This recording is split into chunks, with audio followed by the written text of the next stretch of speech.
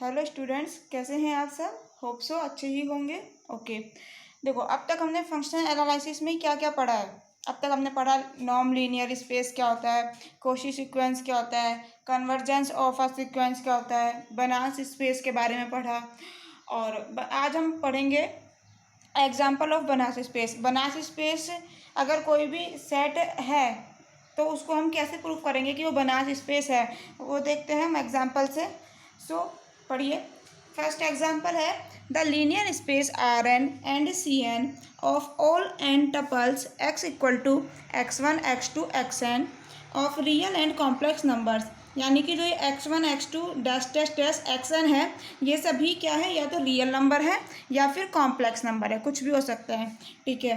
Are Banach space under the norm defined as norm of x equal to, कैसे define करिए हमने norm, summation i equal to 1 to n mod of x i का square का whole root 1 यानी कि 1/2। ठीक है। हमें प्रूफ क्या करना है कि यदि हम इस नॉर्म को लेके चलते हैं तो आर एन और सी एन बनास स्पेस होंगे, ये हमें प्रूफ करना है। और ये आर एन सी एन होते क्या हैं, आर एन को बोलते हैं यूक्लिडियन स्पेस और सी एन को बोलते हैं यूनिटरी स्पेस। ठीक है। ओके, देखो देखते हैं इसका सॉल्यूशन कैसे प्रूफ कर सकते हैं हम। हमें शो प्रूफ पहले, सबसे पहले हमें बनास स्पेस प्रूफ करने के लिए क्या प्रूफ करना होता है, हमने डेफिनेशन पढ़ी थी पिछले लेक्चर में। क्या पढ़ी थी, अगर कोई नॉन लीनियर स्पेस है, यदि हम उसको कंप्लीट प्रूफ कर देते हैं तो वो बनास स्पेस कहलाता है। और नॉन लीनियर स्पेस प्रूफ करने के लिए भी हमने पढ़ा था कि नॉन लीनियर स्पेस कैसे प्रूफ करते हैं, उसकी प्रॉपर्टी होती हैं 4, उन्हें हम प्रूफ करना होता है उन्हें हमें, तो हमारा स्पेस नॉन लीनियर हो जाता है। तो फर्स्ट प्रॉपर्टी क्या थी, N1 क्या होती है कि नॉर्म ऑफ एक्स हमारी ग्रेटर देन इक्वल टू 0 होनी चाहिए। सो नॉर्म ऑफ एक्स दिया क्या हुई क्वेश्चन में, ये तो हमने लिख दी, ये ग्रेटर देन इक्वल टू 0 ही होगी। क्यों होगी, क्योंकि मोड फंक्शन, ये मोड ऑफ एक्स आई है ना, देखो मोड ऑफ एक्स आई है, मोड फंक्शन हमेशा 0 से बड़ा होता है, पॉजिटिव होता है, इसलिए ये always greater than equal to 0 होगा हर एक आई के लिए। आई की कुछ भी वैल्यू ले लो, x1 x2 कुछ भी, तो उसके लिए ग्रेटर देन इक्वल टू 0 होगा हमेशा। इसका मतलब ये ग्रेटर देन इक्वल टू 0 हो गया, क्योंकि मोड अगर 0 से बड़ा है तो स्क्वायर भी 0 से बड़ा होगा, सम करेंगे वो भी 0 से बड़ा, फिर क्यूब स्क्वायर रूट लोगे वो भी 0 से बड़ी। सो नॉर्म ऑफ एक्स क्या हो गया, ग्रेटर देन इक्वल टू 0। सो हमारी फर्स्ट प्रॉपर्टी प्रूफ हो जाती है नॉन लीनियर स्पेस के लिए। सेकंड प्रॉपर्टी क्या होती है कि अगर नॉर्म ऑफ एक्स 0 है तो एक्स बराबर 0 होना चाहिए, इफ़ एंड ओनली इफ़ की कंडीशन होती है। Norm of x equal to 0 हम लेके चलेंगे। नॉर्म की डेफिनेशन से लिखी वैल्यू क्या है, नॉर्म कैसे डिफाइन करिए, ये इक्वल टू 0। अब जब ये 0 है, इस यानी कि स्क्वायर रूट 0 है तो इसका अंदर वाला पार्ट भी 0 के बराबर होगा। सो अंदर वाला 0 कर दिया। अब ये 0 है, इसका मतलब क्या है, इसका मतलब है कि मोड ऑफ एक्स आई का स्क्वायर का सभी का सबमिशन कर रहे हैं, हम सभी को जोड़ रहे हैं तो 0 के बराबर आ रहा है। इसका मतलब क्या है कि हर एक एक्स आई अंदर वाला वो 0 है। सो एक्स आई इक्वल टू 0, आई की हर एक वैल्यू के लिए, यानी 1 लिखो, 2 लिखो या n तक कुछ भी लिखो। सो एक्स आई 0 यानी कि x1 x2 जैसे जैसे एक्स एन सब 0 हैं। सो x1 x2 xn, ये एन टपल की फॉर्म में हमने ऊपर क्या लिखा था, x equal to x1 x2 xn। So इसे हम क्या लिख सकते हैं, x बराबर 0। तो हमने प्रूफ कर दी सेकंड प्रॉपर्टी भी कि नॉर्म ऑफ x 0 है if and only if x equal to 0। ये सेकंड प्रॉपर्टी होती है नॉन लीनियर स्पेस की, वो हमने प्रूफ कर दी। अब हम पढ़ते हैं थर्ड प्रॉपर्टी। थर्ड प्रॉपर्टी क्या होती है, देखो norm of x plus Y square equal to क्या होगा, नॉर्म की डेफिनेशन से, नॉर्म अभी हमने कैसे डिफाइन करी थी कि norm of x equal to this, यानी यहाँ एक्स है तो यहाँ एक्स आए। ओके, तो अब यहाँ हम ले रहे हैं एक्स प्लस वाई, तो यहाँ क्या हो जाएगा, summation i equal to 1 to n mod of x I plus Y i का square equal to i, summation i equal to 1 to n। Okay, x I plus Y i का square है, इसको हम दो टर्म में लिख लेते हैं, एक ये और एक ये। ठीक है, देखो अब ये हमें पता होता है मोड की प्रॉपर्टी क्या होती है। मोड की प्रॉपर्टी ये हम पहले भी डिस्कस कर चुके हैं कि mod of x plus Y, mod of x plus Y less than equal to होता है mod of x plus mod of Y. ठीक है, ये प्रॉपर्टी हम पहले पढ़ चुके हैं। ठीक है। तो यहाँ पर एक्स आई प्लस वाई आई, इसके लिए हम ये वाली प्रॉपर्टी लगा दी हमने कि ये लेस देन इक्वल टू आ गया कि mod of x I plus mod of y i, और ये वाला जो लिखा हुआ है वो सेम एज इट इज़ लिखा आ गया। ठीक है। अब हमने पहले इसके साथ लिखा एक्स आई के साथ ये, फिर इसके साथ लिखा, मैंने मल्टीप्लाई कर दिया। सो ये इक्वल किसका आएगा, equal to I equal to 1 to n summation X I plus Y I, plus ऐसे ही वाई आई के साथ लिख दिया सेम एज इट इज़। ठीक है। अब देखो, हमने अभी लास्ट लेक्चर में कॉची इनइक्वालिटी के बारे में पढ़ा था, जो हम पहले लेक्चर पढ़ चुके हैं, हमने पढ़ी थी कॉची इनइक्वालिटी। क्या होती है कॉची इनइक्वालिटी, देखो मैं दोबारा बताती हूँ। देखो ये पढ़ी थी हमने कॉची इनइक्वालिटी, क्या कि i equal to 1 to n mod of x i y i multiply में लेस देन इक्वल टू होता है नॉर्म ऑफ एक्स और नॉर्म ऑफ वाई। एक्स और वाई है, यहाँ नॉर्म है एक्स और वाई के साथ। ठीक है। देखो यहाँ पर क्या है, यहाँ पर एक्स और वाई की जगह मोड ऑफ एक्स आई है और mod of x I plus Y i है। सो ये क्या हो जाएगा, less than equal to mod of norm of x, और एक बार इसके लिए norm of x plus y. यही थी कॉची सीक्वेंस की कॉची इनइक्वालिटी। सो ऐसे वाई के लिए ये पहला वाला norm of y x I plus y है, तो इसके लिए norm of x plus y. ठीक है। अब norm of x plus Y common ले लिया, क्या बचा, norm of x plus norm of Y. यहाँ हमारा क्या चल रहा था, norm of x plus Y square, तो क्या आ गया, norm of x plus Y square less than equal to norm of x plus Y bracket में दिस। ठीक है। सो एक पावर से यहाँ एक पावर का कैंसिल हो गई, so norm of x plus Y less than equal to norm of x plus norm of Y. ठीक है। ये हमारी थर्ड प्रॉपर्टी प्रूफ हो गई, यही थर्ड प्रॉपर्टी होती है, यही प्रूफ करना होता है हमें। ओके। अब आती है fourth property norm linear space की। नॉर्म ऑफ अल्फा एक्स निकाला हमने, वही नॉर्म की डेफिनेशन लगाई, आई इक्वल टू 1 to n अंदर mode of alpha x i का स्क्वायर और पूरे का स्क्वायर रूट। ठीक है। अल्फा को बाहर लिखा, अल्फा स्क्वायर एक्स आई स्क्वायर चल ही रहा है। अब अल्फा में आई तो है नहीं, तो ये समीशन से बाहर आ सकता है। सो मोड ऑफ अल्फा स्क्वायर 1/2 चल ही रहा है पावर, ये एज इट इज़। अब ये क्या हो गया, मोड ऑफ अल्फा, और ये नॉर्म ऑफ एक्स, नॉर्म की डेफिनेशन से नॉर्म ऑफ एक्स लिख दिया। चारों प्रॉपर्टी हमारी प्रूफ कर दी हमने नॉर्म लीनियर स्पेस की। सो आर एन क्या हो गया, एक नॉर्म लीनियर स्पेस। अब हमें क्या प्रूफ करना है बनारसी स्पेस के लिए, कि एक नॉर्म लीनियर स्पेस कंप्लीट और होना चाहिए। तो अब कंप्लीट प्रूफ करेंगे आर एन को, नॉर्म लीनियर स्पेस तो हमने प्रूफ कर ही दिया। तो कंप्लीट प्रूफ करने के लिए हमने माना कि x1 x2 duster dash xm duster dash कोई एक कॉची सीक्वेंस है। ये सीक्वेंस का लिखने का तरीका था, आपको पता होगा, ये वाला साइन जो हम लगाते हैं। ठीक है। ये हमने कोई एक कॉची सीक्वेंस माना है आर एन में, सीक्वेंस इन आर एन। ठीक है।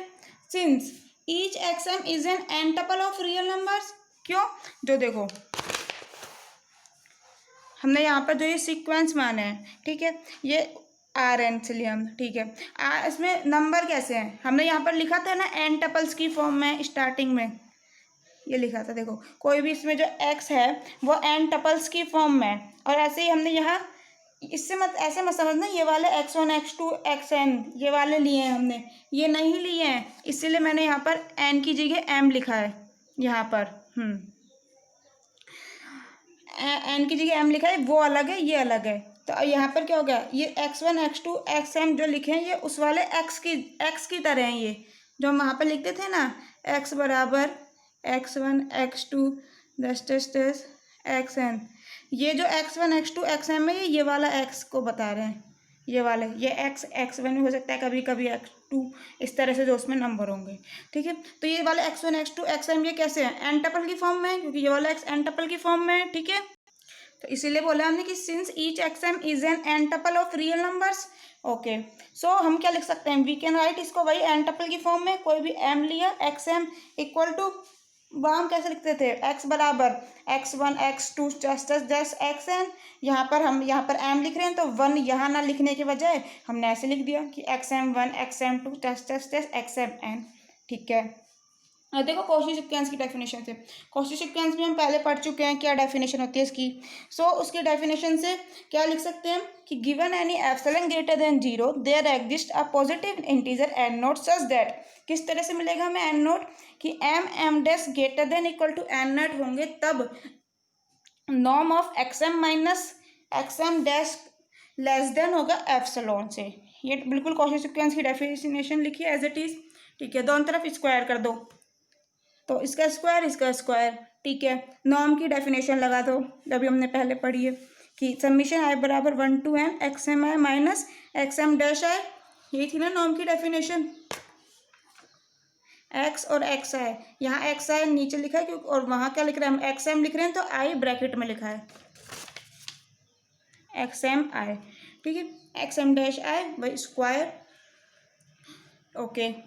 यहाँ 1/2 क्यों नहीं आया, 1/2 और ये 2 कैंसिल हो गया, ठीक है ना, वो स्क्वायर है, ओके। अब सबमिशन हटा दिया हमने कहा जब ये पूरा submission less than epsilon square है तो ये अंदर वाली टर्म भी एप्सिलॉन स्क्वायर से कम होगी, सो इसको अकेले लिख लिया, सबमिशन हटा दिया एप्सिलॉन स्क्वायर, अब स्क्वायर भी हटा दिया, रूट स्क्वायर, तो X M I minus X M dash I का मोड लेस देन क्या हो गया एप्सिलॉन, यहाँ पर आई की वैल्यू 1 to n वेरी कर रही है, ओके।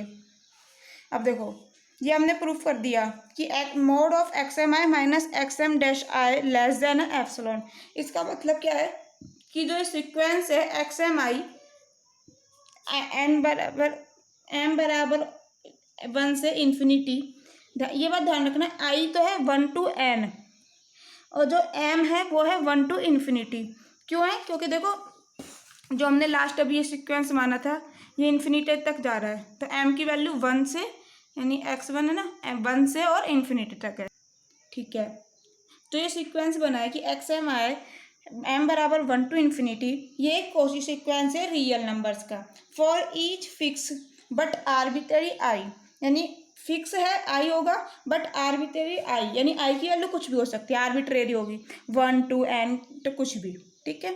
सो ये हमने इस तरह से ये लिखने से प्रूफ हो जाता है कि ये हमारा एक कोशी सीक्वेंस है रियल नंबर्स का, ओके। और ये हम जानते हैं रियल नंबर का सेट आर ये कंप्लीट होता है, ये आप पहले पढ़ चुके हो कि आर हमेशा कंप्लीट होता है, सो जब ये कंप्लीट है हमने बता दिया कोशी सीक्वेंस है ये, so each of these sequence converse to a point से एक्स आई इन आर, क्यों होगा, देखो कंप्लीट की डेफिनेशन क्या होती है कि इसमें कोई भी सेट ले लो हम, जैसे यहाँ पर आर है ये कंप्लीट है, इसका मतलब क्या है कि इसमें जो भी कोशी सीक्वेंस मिलेगा उसकी जहाँ पर वो कन्वर्स करेगा, जो उसकी लिमिट होगी वो भी आर में ही होगी, ठीक है। तो हम ये बोल चुके हैं कोशी सीक्वेंस है रियल नंबर्स का, यानी कि ये आर में बिलोंग करता है, ठीक है। और हम कह रहे हैं आर कंप्लीट है, सो इसका मतलब क्या हुआ कि each of this sequence converse to a point से एक्स आई, वो एक्स आई हमने माना ये एक्स एम आई है ना,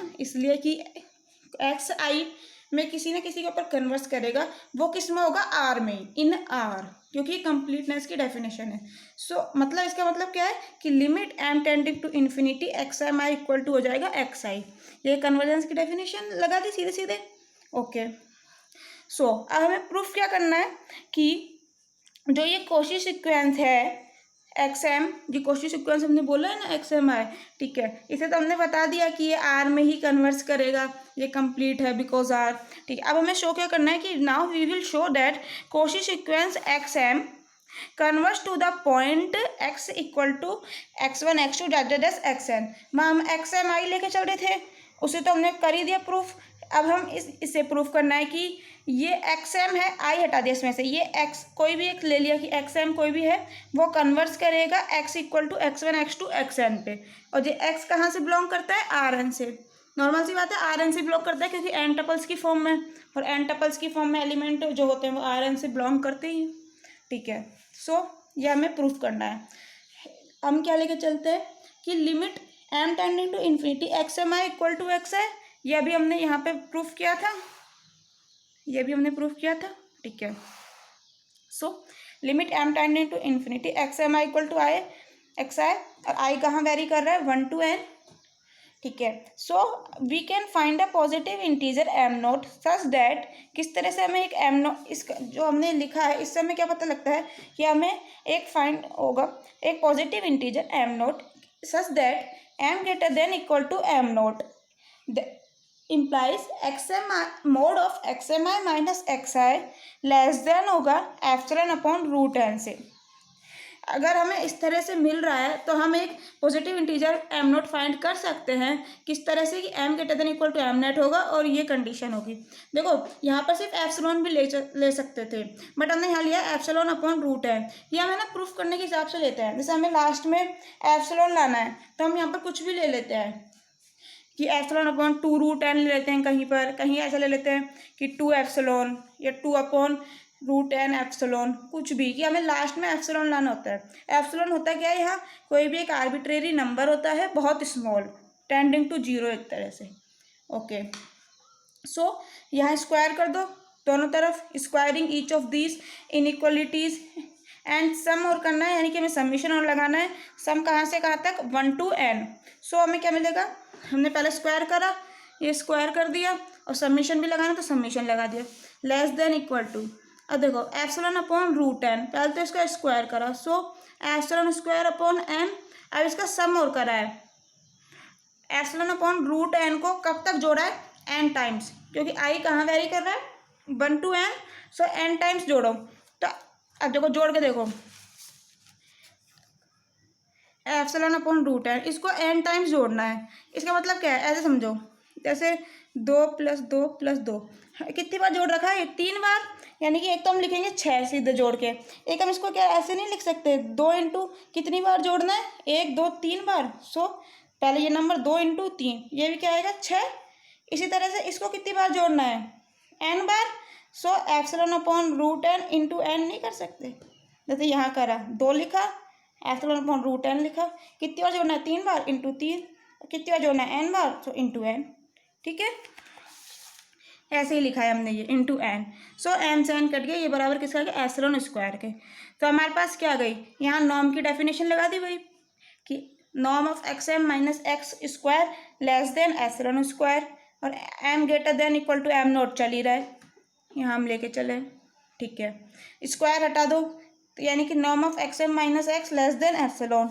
ओके, थस यह हमने ये प्रूफ कर दिया। इससे हमें क्या पता लगता है कि जो ये कोशी सीक्वेंस है एक्स एम, ये कन्वर्स कर रहा है x equal to x one x two x n पे।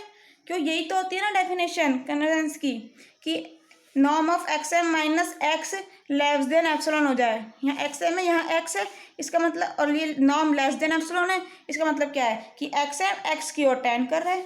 सो यही बता दिया कि Cauchy sequence x m converges to x, और एक्स किस फॉर्म में, एन टपल की फॉर्म में, और ये बिलोंग किससे करता है, आर एन से। ये तो हम ऊपर भी लेके चलते तो हमें पता भी है एन टपल की फॉर्म में आर एन से बिलोंग करता है।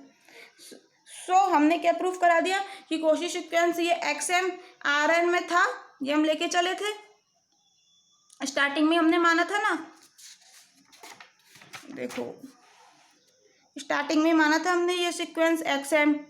इसको ऐसे भी लिख सकते हैं और इसको ऐसे भी लिख सकते हैं कि सिर्फ एक्स एम, इस तरह से कैसे भी लिख लो। तो हम ये मान के चले थे be a Cauchy sequence in R n, be a Cauchy sequence in R N. ठीक है, तो हमने प्रूफ क्या कर दिया कि ये आर एन में हम कोशी सीक्वेंस लेके चले थे, और इसकी कन्वर्जेंस जिसपे कन्वर्स कर रहा है वो भी हमने आर एन में कर दी। यही कंप्लीटनेस की डेफिनेशन होती है। सो आर एन इज कंप्लीट, यानी हमने पहले नॉन लीनियर स्पेस प्रूफ कर दिया आर एन को, अब हमने कंप्लीट प्रूफ कर दिया। इसका मतलब R n is a Banach space. Okay, hope so आपको समझ आ गया होगा। अगर नहीं आया है, कोई प्रॉब्लम आ रही है तो मुझसे कमेंट बॉक्स में पूछ सकते हैं।